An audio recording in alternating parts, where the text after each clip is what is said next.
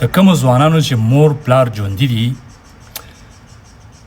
او د دغه ځوان مور پلار روزانه په جانماز باندې د الله تعالی نه د دغه ځوان د کامیابۍ لپاره دعاګانې غواړي او دغه ځوان د خپل پلار په ژوندانه باندې هغه کامیابي حاصله نه کړه د کمې کامیابۍ لپاره چې د هغه پلار روزانه د هغه لپاره دعاګانې غواړي نو دغه ځوان دی په ځوانۍ باندې لعنت شي. ګوره ځوانانو، تاسو پښتانه ځوانان زیات تر ناکامه ولې یې.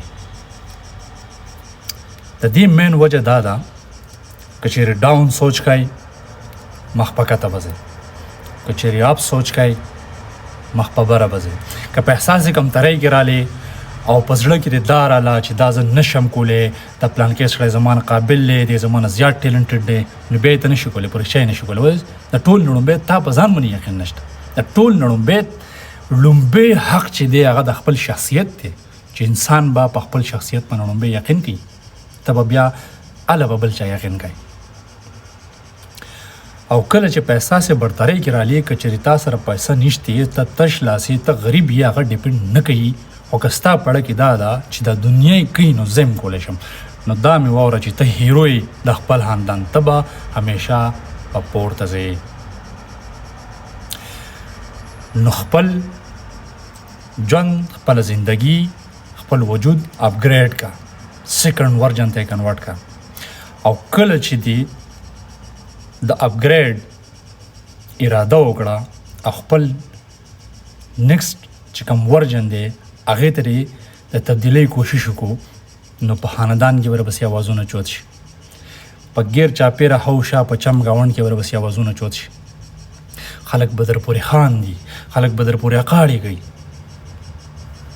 بې حوصلې کېږه مه بې حوصلې کېږه.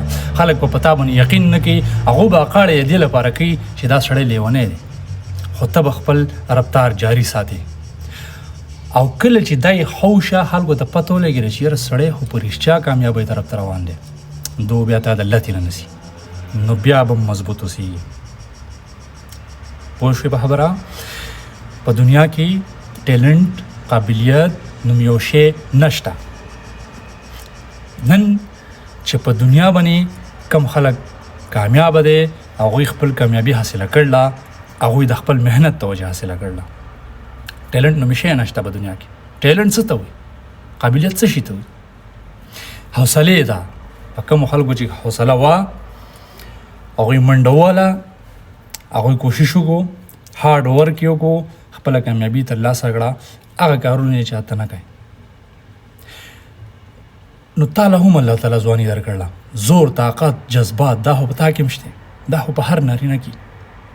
نو ته بیا مخکې شه که نه، مخ په وړاندې شه، په خپل خاندان کې یو نوې دماکه وکړه که نه، په پوره په خاندان په پوسټ کې چې شاته داسې ځوان نه و پیدا شوی، ته پیدا شه که نه، ته کامیاب شه که نه، ته مخ په وړاندې شه، ته قدم خو واله که نه، یو داسې کوشش وکړه چې خلک حیران شي چې یاره په خاندان کې لا داسې بلا پیدا شو، په خاندان کې دا کم نمونه زوی پیدا شو، په خاندان کې دا کم نمونه لور پیدا شو. مخ په وړاندې شه، مضبوط شه، په خاندان کې هغه نمونه کارنامې وکړه، هغه نمونه های ټچ کا چې خلک حیران شي. چې په کوم ورځ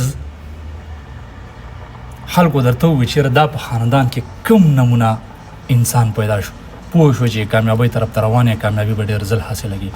او زه درته د دې خبرې ګارنټي در کوم چې ټیک 15 کاله بعد به ستا زوی په لینډ کې ولاړي او په سوونو تصویرانو کې به ستا تصویر ته ګوته نسي چې زه د خپل پلار په شان جوړېدل غواړم. نیګیټیو انرژۍ نه راوځئ، ځان وپېژنئ، د ځان سره مینه وکړئ. د ټول نه لومبی خو تاسو ځان نه پېژنئ. ځان قبول کا، دنیا به دې قبول کړي. چې تر کومه پورې تا ځان نه قبول کړی، دنیا دې نه قبلوي. زما په اوسني ځوانانو باندې ړم سوځي، ړم مې در باندې هم خوږېږي. وایم چې دا سختې خبرې مې درته کولې هم ده، ځکه چې زموږ په معاشره کې شاعرانو، پښتو داسې پستو ادیبانو ستاسو مازغه ګیر کړي دي، په عاشقۍ کې د جنکو نه نه یوزګار روزی ردي شي نه. پیسه موږ له په نن زمانه کې پیسه پکار ده، موږ له په نن زمانه کې خپل اکاونټ ډکول پکار دي، اکاونټونه ډک کړئ.